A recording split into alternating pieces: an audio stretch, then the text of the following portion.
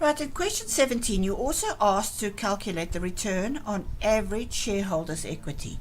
Now, please, you need to look at this number 3 and 4 and see the difference.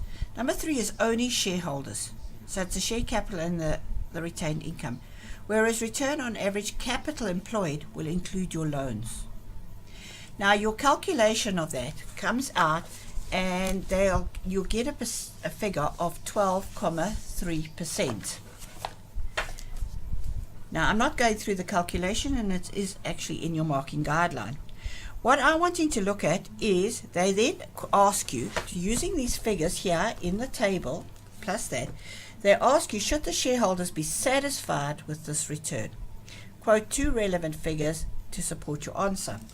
So, if I have a look at what I've just been given over here, I've just calculated the return as 12.3, but last year I was given 14.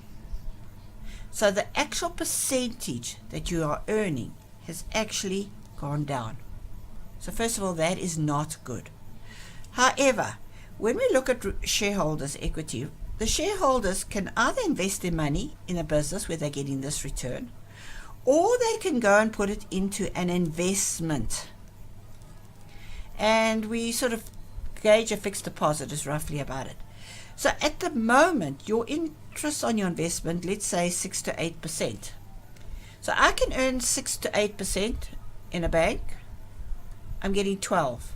So yes, it's gone down, but it's still better than that. So maybe I'm not as happy, but it's still above, and I need to monitor this though. Now, the return on shareholders' equity gives you an answer in percentage, and you can compare it to the investments in. The earnings per share is the actual cents that you're earning. And remember, you are earning a profit after tax. You might not be taking it all out. Dividends is that part you take out, but you still earn 31 cents. So it's the same as in the bank, you earn interest, but you don't necessarily take it out. You can leave it there.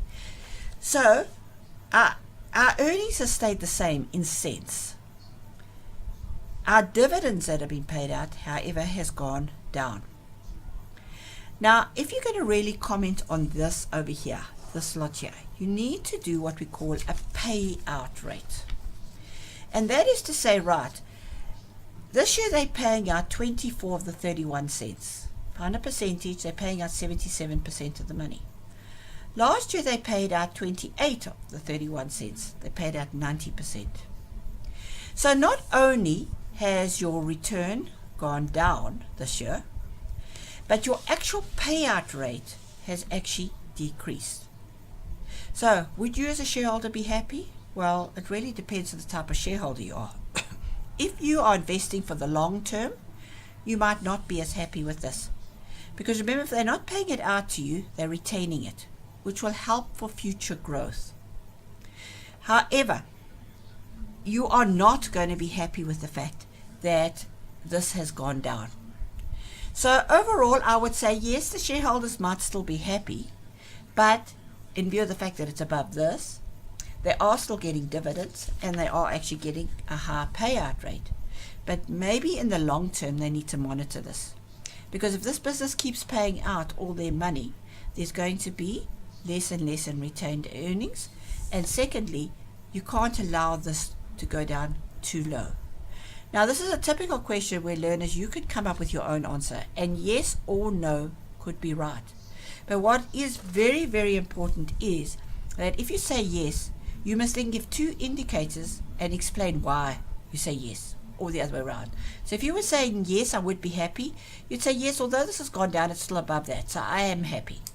Secondly, my payout rate is actually decreased. So the company is retaining more, so it should help me in the future. If you say no, you're going to say, no, I'm not happy with the decrease. And secondly, they're actually paying out a lot less. So it's very important that you say yes or no and validate, substantiate with figures as to why you feel like that.